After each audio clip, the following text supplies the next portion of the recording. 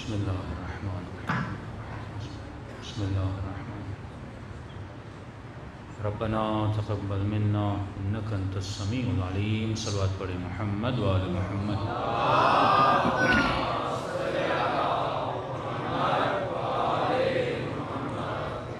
بسم اللہ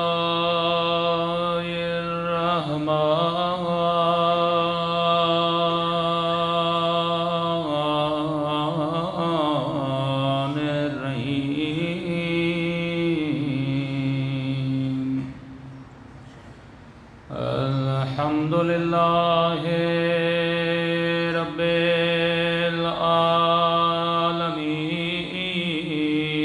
العالمین الحمد للہ کما هو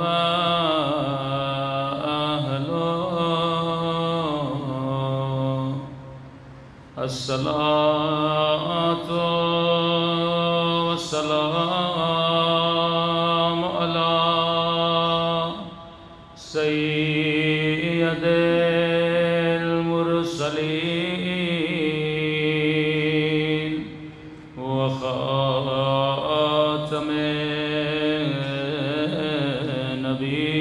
النبيين أبي القاسم محمد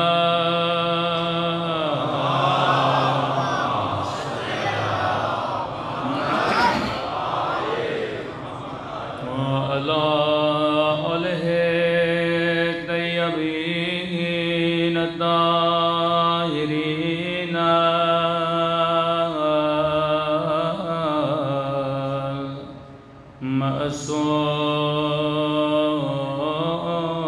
المعصومين سب مل کے مولا کے ظہور کی دعا اللہم کل ولیک حجت ابن الحسن صلواتک علیہ وعلی آبائه فی هذه الساعة وفي كل وليا وحافظا وقائدا وناصرا ودليلا وعينا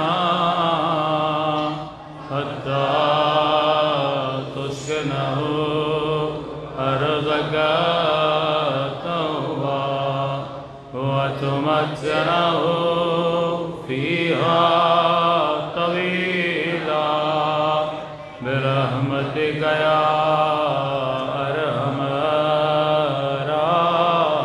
الراحمين صلوات پڑھیں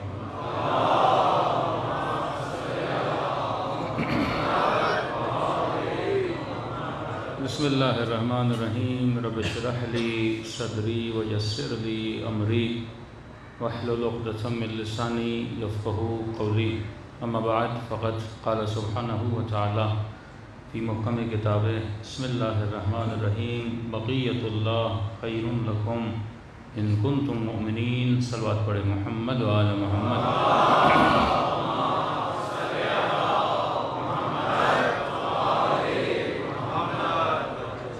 دعا ہے پروردگار عالم ہم سب کی عبادتوں کو اپنی بارگاہ میں قبول فرمائے اور جس مقصد زندگی اور حیات کی خاطر یہ مجالس بپا کی جاتی ہیں خدا ان مقاصد میں بھی ہم سب کو کامیابیاں نصیب فرما دے مسلسل آپ کی خدمت میں عرض کر رہے ہیں کہ اگر انسان اپنے خالق سے اپنے مالک سے اپنے نبی سے اپنے امام سے اپنے رابطے کو مضبوط کرنا چاہتا ہے تو اس کے لیے ضرورت اس بات کی ہے کہ انسان اپنی تربیت کرے کیونکہ انسان کہلاتا ہی تب ہے جب انسان اپنی تربیت کرتا ہے. جن کو یاد ہو جو پہلی مجلس سے مجالس میں شرکت کر رہے ہیں ہم نے عرض کیا کہ انسان کسے کہتے ہیں؟ جو اپنی تربیت کرے، یعنی ایک قوہ، ایک طاقت، ایک صلاحیت خدا نے انسان کو دی ہے کہ انسان لامحدود تربیت پانے کی صلاحیت رکھتا ہے۔ یہ صلاحیت حیوان کے اندر نہیں ہے کہ وہ اپنی تربیت کر پائے۔ وہ جیسا دنیا میں آتا ہے تا دم مرگ ویسا ہی رہتا ہے۔ آپ حیوانوں کی روٹین دیکھیں گے، چینجنگ نہیں ہوتی ان میں، جیسی روٹین ہوتی ہے سال بھر ویسی روٹین رہتی ہے، عادتیں ان کی بدلتی نہیں ہیں۔ تھوڑی بہت ان کی تربیت ہو جاتی ہے، جیسے شیر کو سرکس میں لے گئے، جیسے بندر کو تھوڑی سی آپ نے تربیت دے دی، لیکن اس کی تربیت کی ایک حد ہوتی ہے، ایک لمٹ ہوتی ہے، اس لمٹ سے باہر نکل کے آپ اس کی تربیت نہیں کر سکتے۔ لیکن انسان کا یہ خاصہ ہے کہ انسان لامحدود تربیت پانے کی صلاحیت پا سکتا ہے۔ سلمان جب علی سے ملے تھے تو مسلمان تھے، لیکن تربیت پا کر ایمان کے 10ویں درجے پر آ گئے۔ یہ تربیت کا کمال ہے، یہ نہیں کہ مالک جب آئے تو مالک ویسے ہی تھے۔ یہ بات صحیح ہے، کئی لوگ تھے جو کفر کے بعد اسلام میں آئے، لیکن بہت کم تھے جو اسلام کے بعد ایمان میں آئے، بہت کم تھے جو ایمان کے 10ویں درجے پر آئے۔ انسان تبھی خدا قرآن میں کہتا ہے اولئک کالانعام۔ کبھی سورہ جمعہ آپ پڑھتے ہیں، ہر جمعے کو خدا انسان کو گدھے کی نسبت دیتا ہے۔ یہ توہین بشر نہیں کہ اسے گدھا بولا جائے، لیکن یہ خود انسان اپنی توہین کرتا ہے جب گدھے والے کام کرتا ہے، انسانوں والے کام نہیں کرتا، کیونکہ انسان وہ ہے جو تربیت پاتا ہے۔ اللہ نے کیا کہا؟ یہ گدھے کی طرح ہے۔ جس طرح گدھا اپنی پیٹھ پہ سامان رکھتا ہے لیکن اس سامان سے فائدہ نہیں لیتا، اسی طرح یہ اپنی پیٹھ پہ کتابیں اٹھاتے ہیں پر کتابوں کے علم سے فائدہ نہیں لیتے۔ میری بات کو برا نہیں منائیے گا، مطلب یہ ہے کہ اگر کسی کے گھر میں قرآن ہو، قرآن سے فائدہ نہ لے، وہ گدھا ہے۔ یہ اللہ کی تفسیر ہے، میری نہیں۔ اولئک کالحمار، وہ کس کی طرح ہیں؟ گدھوں کی طرح ہیں۔ مطلب کسی کو کتابیں خریدنے کا شوق ہے، لائبریری بنانے کا شوق ہے۔ میرے گھر میں نہج البلاغہ پڑھی ہوئی ہے، میرے گھر میں قرآن پڑھا ہوا ہے، اور پوچھا جائے کیا تم نے نہج البلاغہ پڑھی ہے؟ تو کہتا ہے نہیں پڑھی ہے، پڑھی ابھی تک میں نے نہیں ہے۔ تو مجھ میں اور اس حیوان میں کوئی فرق نہیں ہے۔ وہ بھی کتنی کتابیں اٹھاتا ہے، ایک گاڑی کتنی کتابوں کو لوڈ کر کے جاتی ہے، ہزاروں کتابیں اپنے ساتھ لے کر جاتی ہے، لیکن گاڑی ان کتابوں سے فائدہ نہیں لیتی۔ اسی طرح کوئی نبی کے ساتھ ہو، علی کے ساتھ ہو، لیکن ان کے علم سے فائدہ نہ لے، اس میں اور گدھے میں کوئی فائدہ نہیں ہے۔ اسی طرح ہم مجلس میں آئیں، علم اہل بیت سنیں، لیکن اس پہ عمل نہ کریں، اگلا جواب خود لے لیجئے، پھر انسان کہاں سے کہاں تک پہنچ جاتا ہے۔ اسی لیے فرمایا جو علم لے لیکن علم پہ عمل نہ کرے، اس کی سزا بہت زیادہ ہوتی ہے۔ جو حقیقت کو سنے، حق کو پہچانے، لیکن حق کے پیچھے نہ جائے، حق کے پیچھے وہی جاتا ہے جو کون ہوتا ہے؟ انسان ہوتا ہے۔ اللہ نے حیوانوں میں کئی چیزیں رکھی ہیں ہماری نشانیوں کے لیے۔ آپ نے کئی بار دیکھا ہوگا کہ ایک بھینس آگے بڑھتی ہے، ٹرین اس کو ہٹ کرتی ہے، مر جاتی ہے، دوسری بھی اسی کے پیچھے جاتی ہے۔ یہ تمیز نہیں ہوتی کہ بھائی یہ بھینس گر گئی ہے۔ ایک بھینس کھائی میں گرتی ہے نا، دوسری بھی اس کے پیچھے جا کے گرتی ہے، تیسری بھی اس کے پیچھے جاتی ہے۔ ایک بکری کھڈے میں گرتی ہے، دوسری بکری بھی چلی جاتی ہے۔ جن کے گھر میں چوہے ہیں آپ آزما کر دیکھیے، ایک چوہے کے لیے آپ شکار بناتے ہیں، وہ وہاں پہ چپک جاتا ہے، دوسرا اس کے پیچھے، تیسرا اس کے پیچھے۔ تو فرماتے ہیں حیوانوں کی طرح نہ بنو کہ لوگ یہ کر رہے ہیں، زمانہ یہ کر رہا ہے، زمانہ وہاں پہ جا رہا ہے۔ مومن مچھر کی طرح نہیں ہوتا، مومن پہاڑ کی طرح ہوتا ہے۔ مومن فکر رکھتا ہے، مومن عقل رکھتا ہے، یہ جو کچھ کرتا ہے تربیت کے ساتھ کرتا ہے۔ جو کپڑے پہنو سوچ کے پہنو، جیسا حلیہ بناؤ سوچ کے بناؤ۔ کئی لوگوں سے پوچھتی ہے کیوں کیا؟ مولانا بیوی کے کہنے پہ۔ تم نے کیوں کیا؟ شوہر کے کہنے پہ۔ تم نے کیوں کیا؟ فرینڈز کو دیکھ کے کیا۔ تم نے کیوں کیا؟ ٹیچر ایسا کرتی تھی۔ ہمارے ہاں یہ معیار نہیں ہے، تمہارے ہاں معیار یا بطول ہے یا علی ہے۔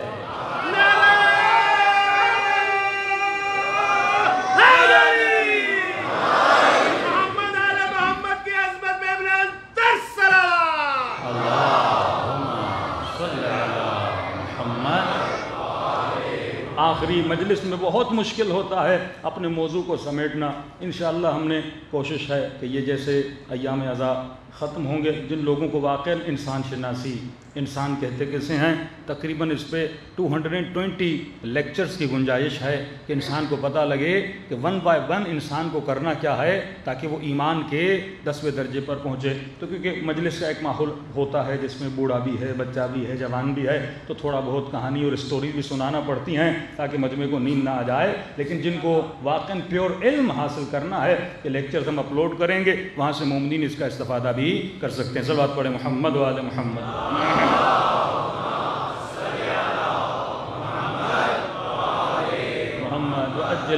تو سب سے پہلی چیز یہ ہے کہ انسان پہچانے کہ انسان کیا ہے. پھر ہم نے کہا انسان کے اندر نفخ الہی ہے.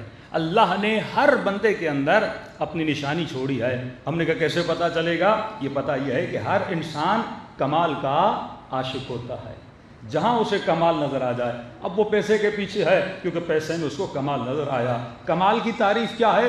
ہر وہ شے جو منشأ اثر ہو، جس بھی چیز میں ہمیں اثر نظر آئے. مثلا پیسہ میں کیوں پسند کرتا ہوں؟ کیونکہ پیسہ میری کمزوریوں کو دور کرتا ہے، میری چاہتوں کو دور کرتا ہے. بندے کو جو کھانا ہے پیسہ ہو خرید لے، بندے کو سفر پہ جانا ہے پیسہ ہو چلا جائے، بندے کو جو بھی کرنا ہے پیسہ اگر ہاتھ میں، کیونکہ میری کمزوریوں کو دور کرتا ہے لہٰذا میں پیسے کے پیچھے بھاگتا ہوں اور یہ سمجھتا ہوں اگر میری کمزوریاں دور ہو گئیں تو میں صاحب کمال بن جاؤں گا. لیکن معصوم فرماتے جو کچھ بھی تجھے مل جائے تجھے سکون نہیں ملنے والا. یہ پیسہ 1 ہفتہ، یہ گھر 2 ہفتہ، یہ ساری چیزیں تجھے ٹیمپرری سکون دیتی ہیں، لیکن پھر دیکھتے ہو یہ چیزیں جب تجھے چھوڑ کے جاتی ہیں تو بے سکون ہو جاتا ہے. کتنے میں نے والدین دیکھے جب اولادیں چھوڑ کے چلی گئیں بے سکونی زندگی گزار رہے تھے. کتنے ایسے شوہر دیکھے بیویاں نافرمان ہو کے چلی گئیں آج تک بے سکونی کی زندگی گزار رہے ہیں. اس لیے مولا فرماتے ہیں کسی بھی شے سے دنیا میں انلمیٹڈ محبت نہ کرنا، کیونکہ دنیا کی محبت تجھے تکلیف دیتی ہے، کیونکہ دنیا کی محبت میں وفا نہیں ہے. اتنی محبت کسی سے نہ کرنا، وہ چاہے اولاد ہو، وہ چاہے بیوی ہو، وہ چاہے ماں باپ ہو، کسی سے بھی حد سے زیادہ محبت نہ کرنا. اگر ان سے محبت کر رہے ہو تو خدا کی وجہ سے محبت کرنا. جب تک خدا ہے یہ محبت اللہ کی لائن میں ہونی چاہیے، اس کی اپنی انڈیپینڈنٹ لائن نہیں ہونی چاہیے، کیونکہ جب وہ لائن کٹے گی تیرا سکون تباہ ہو جائے گا. بس ایک محبت ہے جو کبھی کٹتی نہیں ہے، جس سے کبھی کمال جدا نہیں ہوتا. وہ کس کی محبت ہے؟ وہ خدا کی محبت ہے. اور کس نے اس سے محبت کی؟ حسین نے خدا سے محبت کی، علی نے خدا سے محبت کی، اور محبت کی رسی اور بندھن اتنا مضبوط تھا کہ گردن کٹ چکی تھی لیکن پھر بھی نو کے نیزہ پہ اللہ کی محبت میں قرآن کی تلاوت میں مشغول تھے.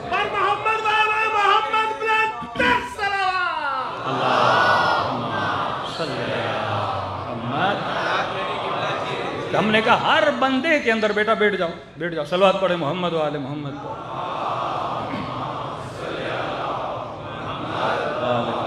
ہر بندے کے اندر ایک نشانی ہے. ہم نے کہا ایک ہے طالب، ایک ہے مطلوب. اگر میں کسی چیز کی طلب کرتا ہوں تو اس کا ہونا بہت ضروری ہے. پانی کی طلب ہے، پانی کا ہونا ضروری ہے. یہ ممکن نہیں ہے کہ آپ کے اندر کسی چیز کی چاہت ہو اور عالم خارج میں وہ چیز موجود نہ ہو. اگر پانی کی طلب ہے پانی موجود ہونا چاہیے، گوشت کی طلب ہے گوشت کا ہونا ضروری ہے. اور دوسری چیز جس چیز کی ہم طلب کرتے ہیں یہ ضروری ہے کہ ہم نے پہلے اسے چکھا ہوا ہو. جب تک چکھتے نہیں ہے تب تک اس کی طلب نہیں کرتے. تو ہر بندہ لامحدود کی خواہش کرتا ہے، ہر بندہ کمال مطلق کی خواہش کرتا ہے.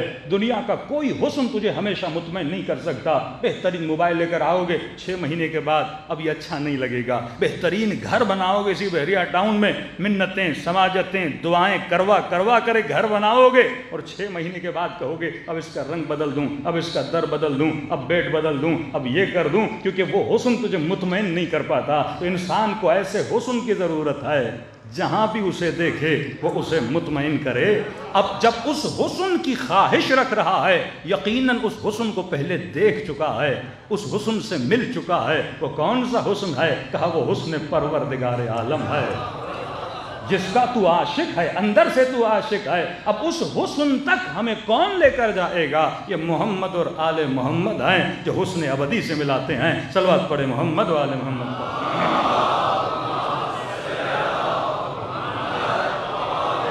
محمد وجل عجل فرجهم۔ آج ایک چھوٹا سا فارمولہ دے رہا ہوں اور تھوڑی سی قرآن میں سورہ حمد کی تفسیر کرنا چاہتا ہوں۔ میں نے کراچی میں پڑھی تو کئی لوگوں نے ڈیمانڈ کی مولانا یہاں بھی پڑھ دیجئے، کیونکہ کئی ہمارے مسائل شیعہ سنی کے کئی ایشوز اس سورہ حمد میں طے کیے جاتے ہیں۔ میں نے کہا یہ ہو نہیں سکتا کہ خدا بندے کو خلق کرے اور اسے کلیئر راستہ نہ بتائے۔ اللہ ہمیں خلق کرے، بھائی ہم رسول خدا کے زمانے میں پیدا نہیں ہوئے، ہمارا کیا قصور ہے؟ ہم نے نبی کو نہیں دیکھا، ہم نے علی کو نہیں دیکھا، ہم نے اصحاب رسول کو نہیں دیکھا۔ اب اللہ پر واجب ہے کہ جس نے بندے کو خلق کیا ہے اسے کلیئر ہدایت بھی کیا کرے، عطا کرے۔ یہ کیسے ممکن ہے ہم پیدا ہو جائیں؟ اب ایک سادہ سا جوان اے لیول کیا، او لیول کیا، انٹر کی، میٹرک کی، رمضان کے مہینے میں سے ٹائم ملتا ہے، ٹی وی پہ بیٹھتا ہے اسلام سمجھنے کے لیے، دین سمجھنے کے لیے، اور ٹی وی پر انہوں نے 5 مولوی بٹھائے ہوتے ہیں، مولوی کم مرغے زیادہ لگتے ہیں، ہاں اب پانچوں آپس میں لڑ رہے ہوتے ہیں۔ تو اس کے ذہن میں آتا ہے کہ مولانا جنہوں نے 20 سال 30 سال دین پڑھا ان کو دین سمجھ میں نہیں آیا، وہ ہمیں کیا سمجھ میں آئے گا؟ ہاں؟ دوسری چیز، جب ہم تاریخ اسلام پڑھتے ہیں اصحاب سے لڑ رہے ہیں اور آخر میں یہ سارے مولانا کہتے ہیں کہ سارے جنت میں چلے جائیں گے، تو کہا جب اتنے قتل کرنے کے بعد وہ جنت میں چلے جائیں گے تو اللہ میرے چھوٹے جھوٹ کی وجہ سے، میرے چھوٹی موٹی چوری کی وجہ سے مجھے جہنم میں کیوں بھیجے گا؟ دین کا حلیہ بدل گیا نا۔ اب نوجوان ہوا دین سے بیزار، جب دین سے بیزار ہوا تو لبرل بنا، جب دین سے بیزار ہوا ہیومنسٹ بنا، جب دین سے بیزار ہوا سیکولر بنا۔ دشمن بڑا تیز ہے۔ مصر میں ریولیوشن آئی، تیونس میں ریولیوشن آئی، لیبیا میں ریولیوشن آئی، سیریا میں ریولیوشن آئی، لوگوں نے انقلاب برپا کیا کہ ہم بادشاہت نہیں چاہتے، یہ نظام ہمیں پسند نہیں ہے۔ اب دشمن ڈر گیا کیونکہ 2 ہی نظام تھے، یا ڈیموکریسی کی طرف جاتے یا حکومت اسلامی کی طرف جاتے۔ اب وہ مسلمان جو صبح سے شام لا الہ الا اللہ محمد رسول اللہ پڑھ رہا ہے اسے کون سا نظام پسند ہوگا؟ نیچرلی بات کر رہا ہوں، کون سا نظام پسند ہوگا؟ اسلامی۔ وہ ویسٹرن سسٹم کی طرف جائے گا یا اسلامی سسٹم کی طرف آئے گا؟ جو مسلمان نماز پڑھے، جس میں حیا، جس میں عفت ظاہر ہے، کچھ بھی ہو، کتنا بھی بے دین ہو، لیکن ہے تو مسلم نا، کلمہ تو رسول کا پڑھتا ہے نا۔ انہوں نے فوراً کیا کیا کہ اس کے بجائے کہ یہ اس سوچ میں جائیں اسلامی حکومت بنائیں، اور اسلامی حکومت کا رول ماڈل اگر کسی کے پاس تھا تو کس کے پاس تھا؟ شیعوں کے پاس تھا، کیونکہ آج تک برادران اہل سنت کہتے ہیں اسلامی حکومت بنائیں گے، لیکن کسی برادر اہل سنت نے اسلامی حکومت پراپر آج تک بنائی نہیں ہے۔ سب سے زیادہ جس نے اسلامی حکومت بنائی اور آج تک اسٹیبلٹی رہی اس میں، بنی اسلامی حکومتیں 2 سال کے لیے 3 سال کے لیے حکومتیں گر گئیں، طالبان نے بنائی 90s میں گر گئی، ابھی بنائی، دیکھتے ہیں کب تک یہ چلا پاتے ہیں۔ لیکن جس حکومت میں اسٹیبلٹی تھی، حکومت کون سی تھی؟ وہ ایک شیعہ اسلامی حکومت جو امام خمینی کے صدقے میں وہ حکومت بنی، ایک اسلامی ریولیوشن آئی جو اہل بیت اقوال کی روشنی میں ایک نظام بنا جس کو نظام ولایت فقیہ کہتے ہیں۔ انہوں نے بھی ایک نظام تجویز دیا جسے نظام خلافت بولا جاتا ہے، کوئی بات نہیں، لیکن پریکٹیکلی ابھی تک کہاں بنا نہیں ہے۔ اب دشمن ڈرا، بھئی ریولوشنز آ رہی ہیں 1 by 1، مصر میں آ چکی، تونس میں آ چکی، لیبی میں آ چکی، سیریا میں آنے والی ہے۔ اب یہ سارے نظام جب کلیپس کریں گے، گر جائیں گے، تو کون سا نظام لوگ ڈیمانڈ کریں گے؟ مصر میں اخوان المسلمین مضبوط تھی، جگہ جگہ پہ جو اسلامی تنظیمیں تھیں وہ مضبوط تھیں، اسی طرح سیریا میں مختلف جگہوں پہ اسلامی تنظیمیں، وہ نظام اسلامی لانا چاہتے تھے، لیکن انہوں نے کہا اس سے پہلے کہ یہ اسلامی نظام لائیں، ایک ایسا اسلامی نظام لا کے کھڑا کر دو جس نظام سے یہ لوگ کیا ہو جائیں؟ متنفر ہو جائیں۔ اور انہوں نے فوراً کون سا نظام بنایا؟ حکومت الاسلامی العراق و شام، IS کے نام سے ایک نظام کھڑا کر دیا۔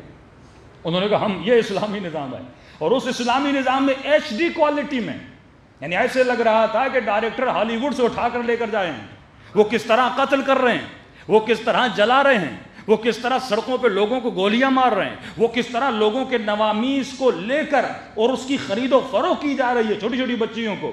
ایک یزیدی قبیلہ تھا عراق میں، ان کی ساری عورتوں کو لے جا کر 400 عورتوں کو انہوں نے بیچا۔ موصل کی یونیورسٹی میں 400 جوانوں کو زندہ درگور کر دیا گیا، لوگوں کو روڈوں پہ گولیاں ماری گئیں، اردن کے پائلٹس کو زندہ جلایا گیا، اور یہ ویڈیو بنا بنا کے نسلوں کو دکھایا گیا کہ یہ اسلامی نظام تجھے چاہیے؟ سب نے کہا نہیں۔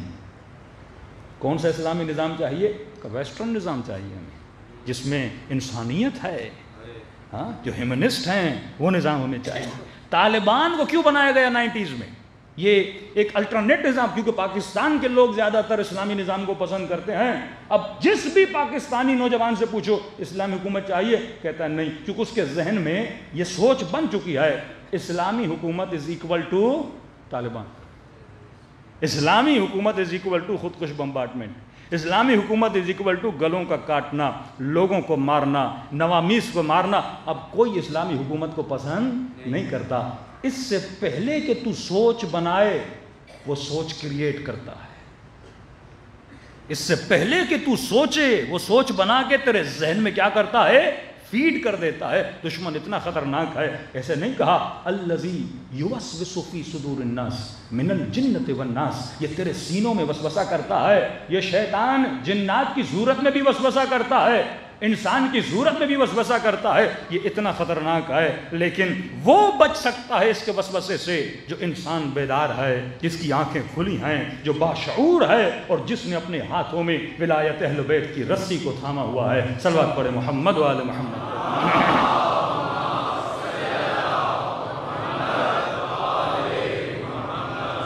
واللہ اگر رسول خدا کے بعد آرے رسول کو زمام حکومت دیا جاتا، آج پوری دنیا میں مسلمان عزت سے زندگی گزار رہے ہوتے۔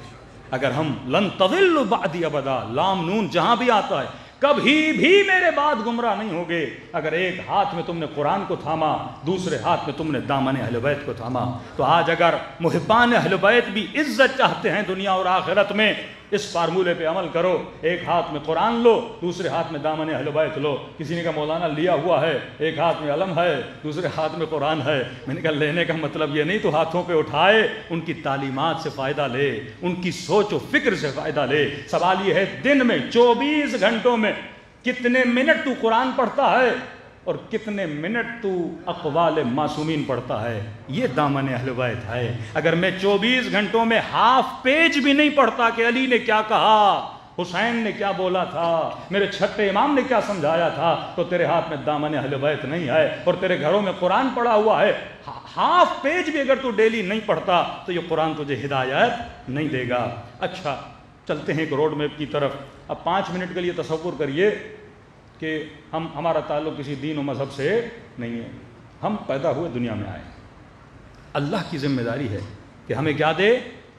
ہدایت دے۔ یہ ڈیوٹی اللہ کی ہے۔ ہدایت کس کے ذریعے سے؟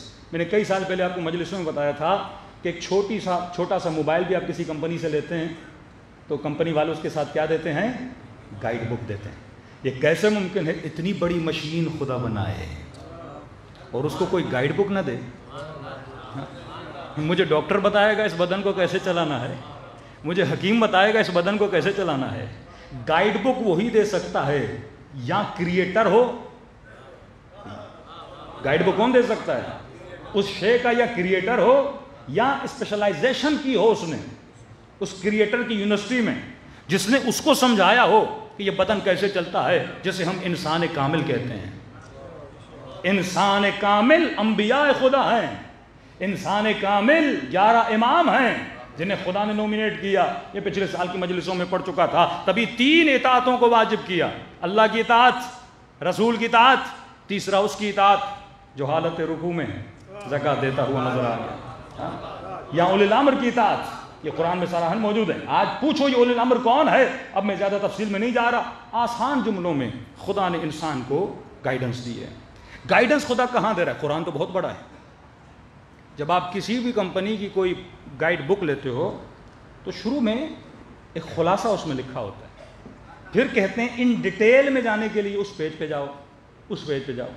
تو اللہ نے بھی گائیڈ کرنے کے لیے قرآن کا ایک سورہ تھا جس کو دن میں کئی مرتبہ پڑھنا واجب قرار دیا، جس کا نام ہے فاتحۃ الکتاب۔ یہ سمجھو انباکس ہے، انڈیکس ہے، اس میں سب کچھ پروردگار عالم نے رکھا ہوا ہے، تبھی اس کو واجب قرار دیا۔ مطلب مجھے جو گائیڈنس ملنی ہے وہ کس سے ملنی ہے؟ سورہ حمد سے ملنی ہے۔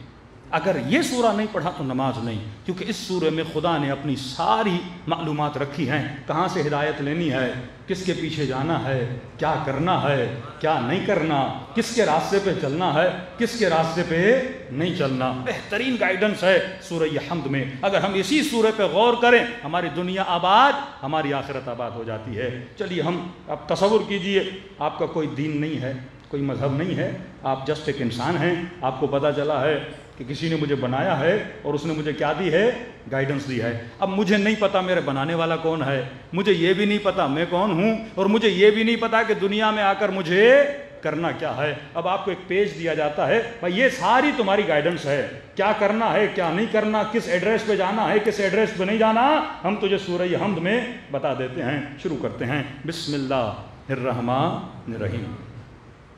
جو بھی کام کرو، اللہ کہتا ہے اس طرح شروع کیا کرو۔ پانی پیو، جو بھی کام کرو زندگی میں اس طرح شروع کیا کرو۔ بسم اللہ الرحمن الرحیم۔ شروع کرتا ہوں کس کی مدد سے؟ نہیں، کس کی مدد سے؟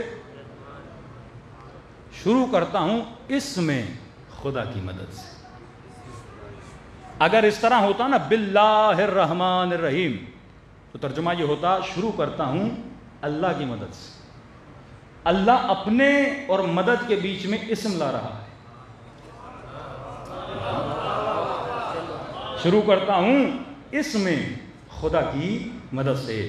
یہاں پہ ایک شبہ ہے نا کہ غیر اللہ سے مدد نہ مانگی جائے۔ اللہ نے اپنے بیچ میں اور مدد کے بیچ میں کیا لایا ہے؟ اسم لایا ہے۔ شروع با استعانت ہے، شروع کرتا ہوں اس میں خدا کی مدد سے۔ چھٹے امام فرماتے ہیں نحن اسماء اللہ، ہم اللہ کے اسم ہیں۔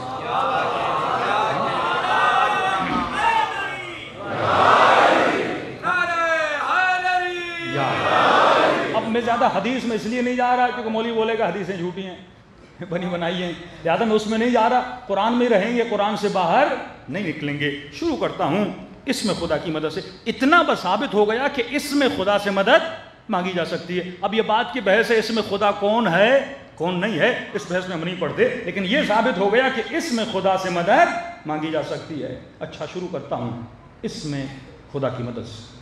کون خدا؟ مجھے کیا پتا، وہ خود اپنا تعارف کروائے گا۔ میں وہ اللہ ہوں جو رحمان ہے، میں وہ اللہ ہوں جو رحیم ہے۔ مطلب میری رحمت کے سائے دو طرح کے ہیں۔ ایک میری رحمت عام ہے، پرن کے لیے، چرن کے لیے، انس و جن کے لیے، چاہے مجھے مانے چاہے مجھے نہ مانے، میں اپنی رحمت کا دروازہ بند نہیں کروں گا، کیونکہ میں نے جسم دیا ہے، کھانے کا بندوبست کرنا میری ذمہ داری ہے۔ تو گندم کا ایک دانہ ڈالے گا، اس ایک دانوں کو 100 دانوں میں بدلنا میرا کام ہے۔ اس نمکین پانی کو سمندر کے بادلوں کی صورت میں میٹھا بنا کر بھیجنا یہ میرا کام ہے۔ ہواؤں کا آنا یہ میرا کام ہے۔ اس نظام ہستی میں آکسیجن کو پیدا کرنا یہ میرا کام ہے۔ تو میں نے اگر جسم دیا تو جسم کی ضرورتیں کو پورا کرنا کس کی ذمہ داری ہے؟ میری ہے، کیونکہ میں تیرا اللہ ہوں اور کیونکہ میں رحمان ہوں اور پھر میں رحیم بھی ہوں۔ میری ایک رحمت عام ہے، جنرل رحمت ہے، ایک میری رحمت خاص ہے۔ یہ رحمت میں کن پہ نازل کرتا ہوں؟ جو میرے نبی ہیں، جو میرے ولی ہیں اور جو ان ولیوں کے ماننے والے ہیں، جو علی اور آل علی کے ماننے والے ہیں۔ یہ میری تشریح ہے، لیکن ایک رحمت خاص ہے۔ اب خاص رحمت کس پہ آتی ہے؟ تو اللہ کے نیک بندے ہیں، ایکس وائی زیڈ، جو بھی اللہ کے نیک بندے ہوں ان کے لیے رحمت خاص ہے، کچھ کے لیے رحمت عام ہے۔ اب کہو الحمدللہ رب العالمین، کیونکہ ساری رحمتیں کون دے رہا ہے؟ میں دے رہا ہوں۔ هل جزاء الاحسان الا الاحسان۔ اگر میں تجھے نعمتیں دے رہا ہوں تو صاحب نعمت کا شکر تو ادا کر۔ جس نے تجھے نعمت دی ہے اسے تھینک یو تو بول۔ جس نے تجھے اتنی نعمتیں دیں اس کا شکر تو ادا کر، تو بول الحمدللہ رب العالمین۔ تمام حمد کس کے لیے ہیں؟ جو عالمین کا رب ہے۔ اب عالمین کا رب کون ہے؟ وہ میں ہوں۔ رب کا مطلب مدبر الامور، اس پورے عالم کو مینیج کون کرتا ہے؟ میں کرتا ہوں۔ تدبیر کون کرتا ہے؟ میں کرتا ہوں۔ پورے عالم کو دیکھتا کون ہے؟ میں خدا دیکھتا ہوں۔ کیوں دیکھتا ہوں؟ رب العالمین ہوں۔ مطلب یہ دنیا جتنے بھی عوالم ہیں سب کا رب کون ہے؟ میں ہوں۔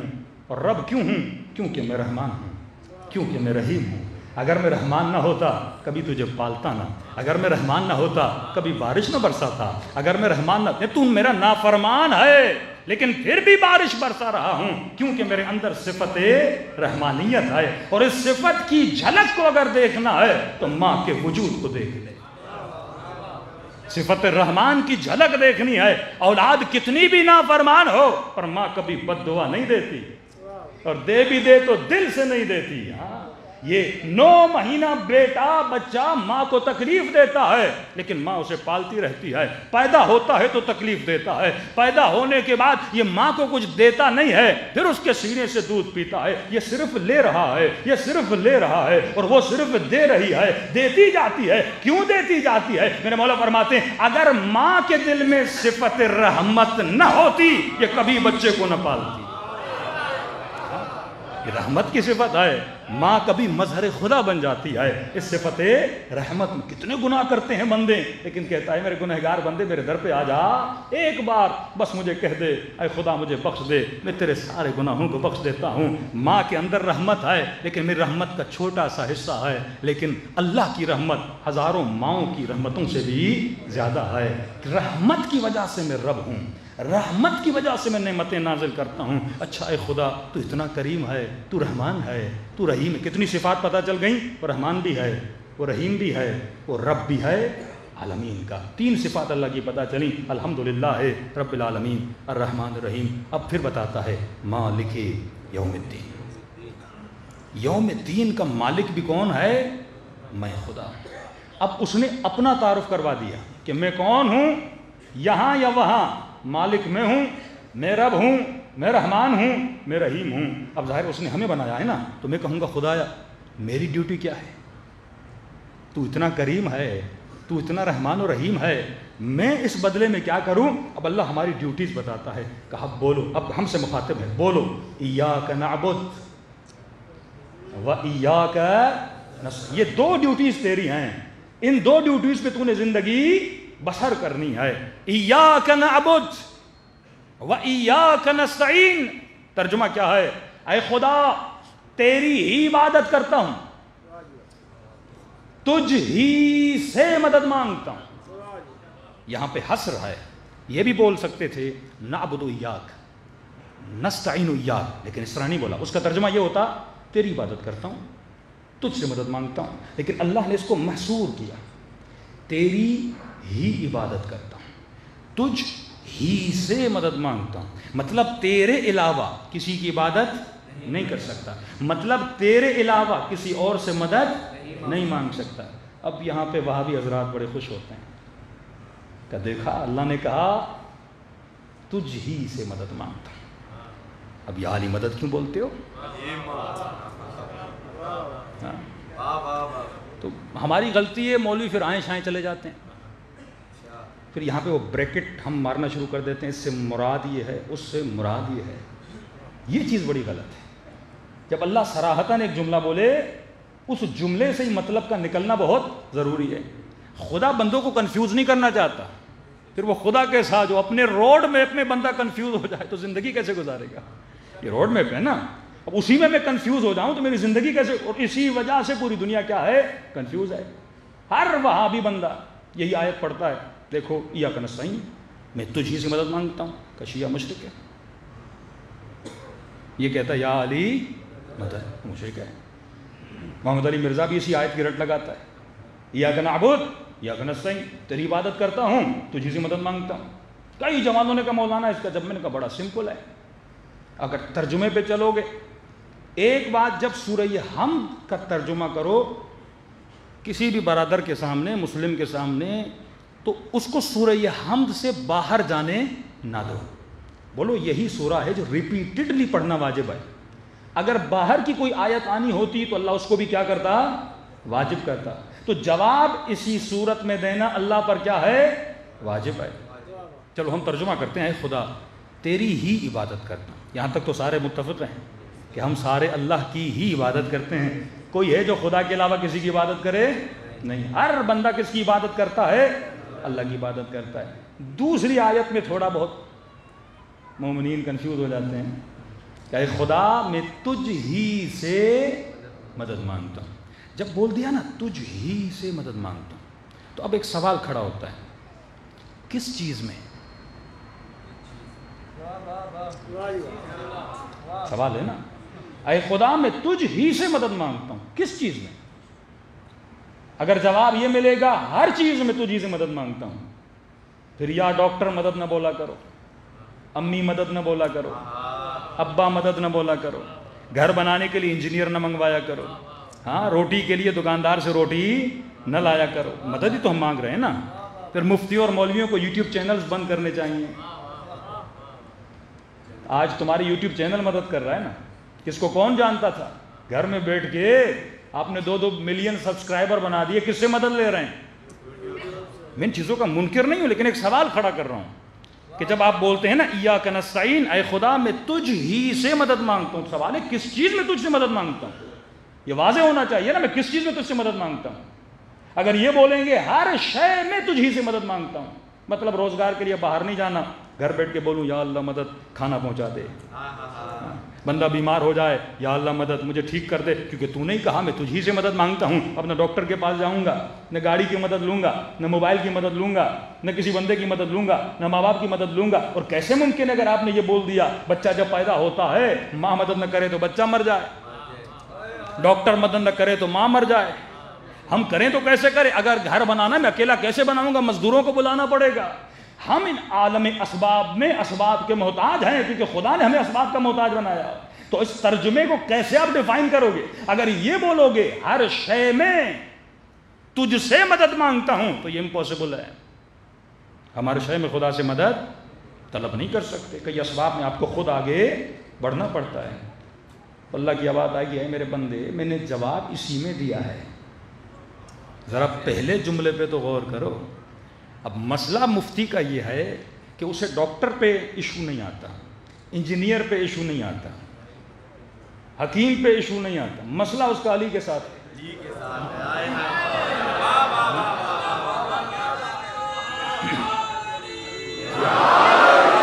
یہ بات میری سمجھ سے باہر ہے۔ پھر کہتے نہیں مردہ سے نہیں مانگ سکتے، زندہ سے۔ بھئی اللہ نے کب بتایا مردہ اور زندہ؟ یہ تو تم نے بتایا مردہ اور زندہ۔ سورہ ہم نے یہ تو نہیں کہا کہ مثلا مجھ ہی سے مدد مانگو لیکن زندہ سے مانگ سکتے ہو، مردہ سے نہیں مانگ سکتے، یہ تو سورہ ہم نے نہیں آیا۔ اگر کسی اور سورت سے تم نکال رہے ہو اس سے میرا سروکار نہیں ہے، کیونکہ روڈ میپ کس میں ہے؟ سورہ ہم میں ہے، تو جواب بھی کس میں ہونا چاہیے؟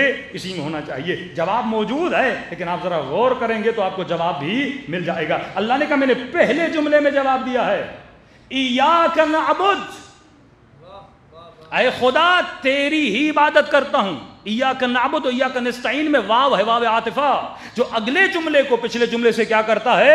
جوڑتا ہے۔ اے خدا تیری ہی عبادت کرتا ہوں اور تیری عبادت میں تجھ ہی سے مدد مانگتا ہوں۔ یہاں مدد عبادت میں ہے، نعبد جب آپ بولتے ہو نا تیری ہی عبادت کرتا ہوں، اب اس عبادت میں کون میری مدد کرے گا؟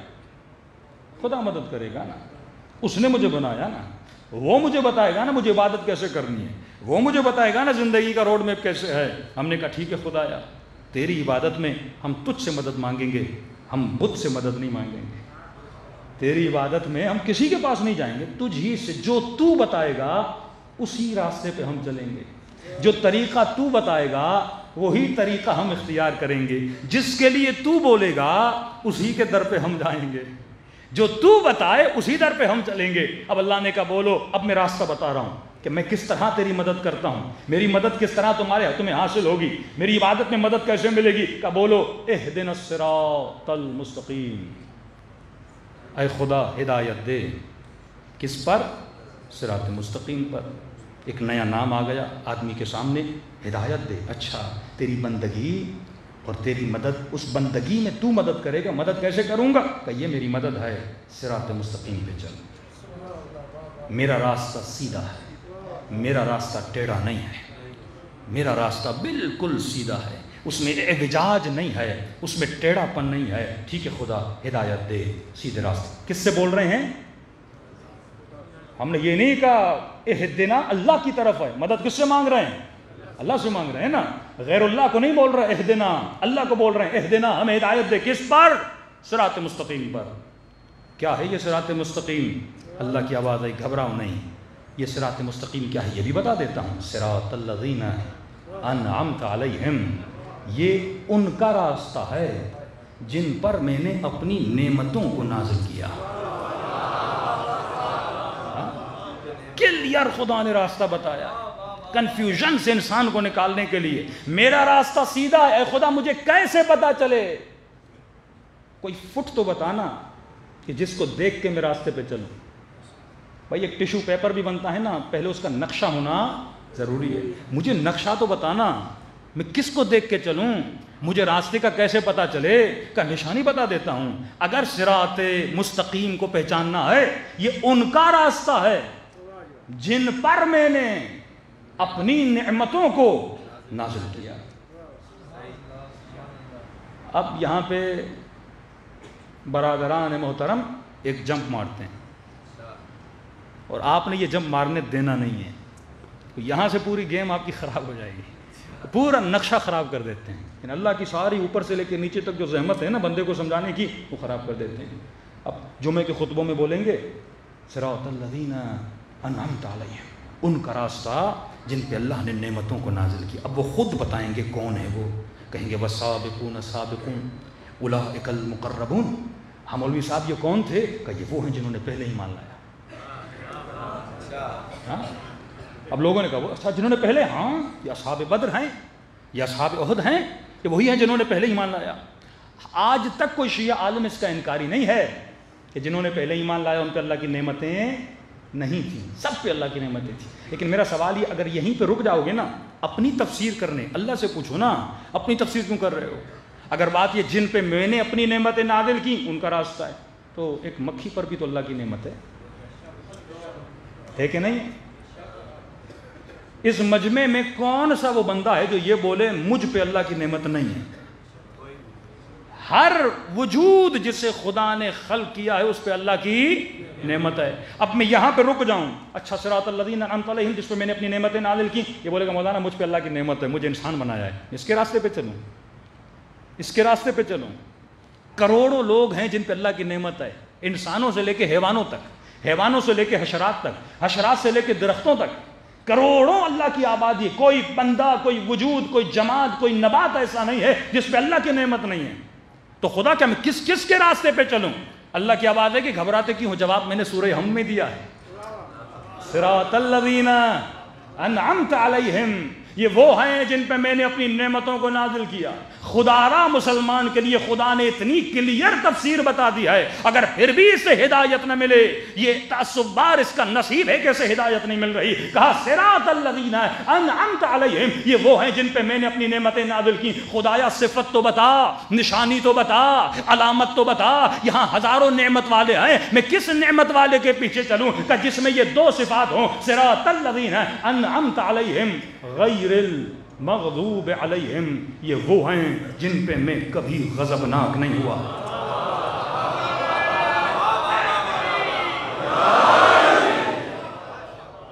نام وہ نہیں بتائے گا، صفت وہ بتائے گا، ڈھونڈنا تیرا کام ہے۔ یہ وہ ہیں جن پہ میں کبھی غضبناک نہیں ہوا۔ اب میرا سوال ہے، جو کبھی زندگی میں شراب پیتا رہا، جو کبھی بت پرستی کرتا رہا، جو کبھی نبی کو چھوڑ کے میدان سے جاتا رہا،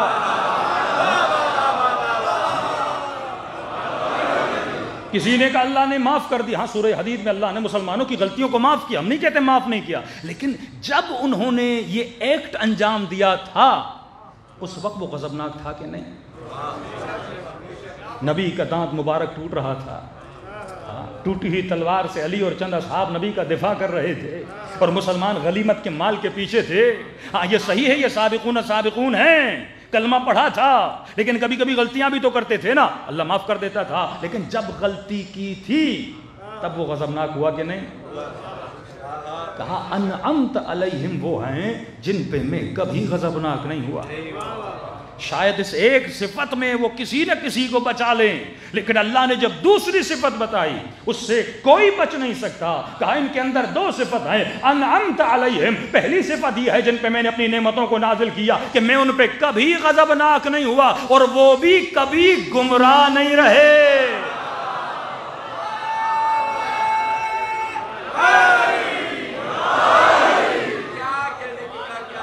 کوئی لا کر دکھاؤ ایسا.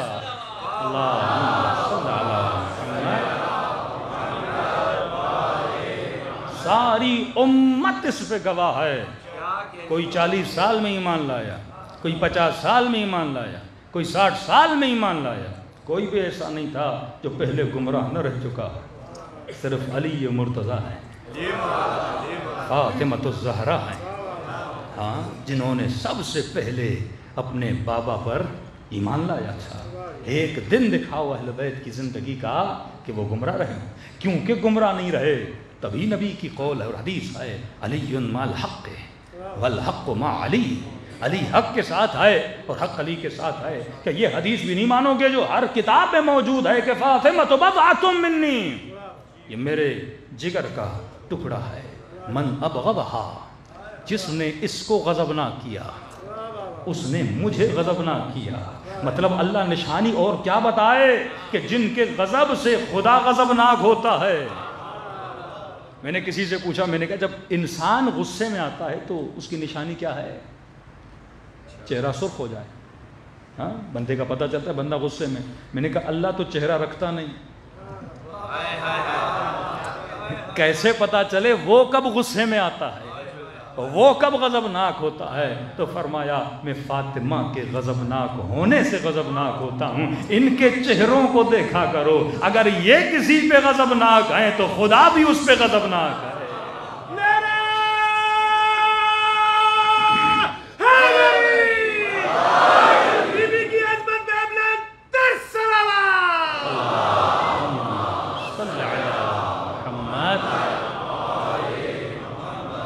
آج مسلمان صرف بیٹھ جائے اور فضائل اہل بیت میں جو نبی نے حدیثیں بولی ان کو جمع کرنا شروع کرے. کچھ تو تھا نا آل رسول کے لیے جس کے بارے میں اتنی حدیثیں، اتنی فضیلتیں ہیں.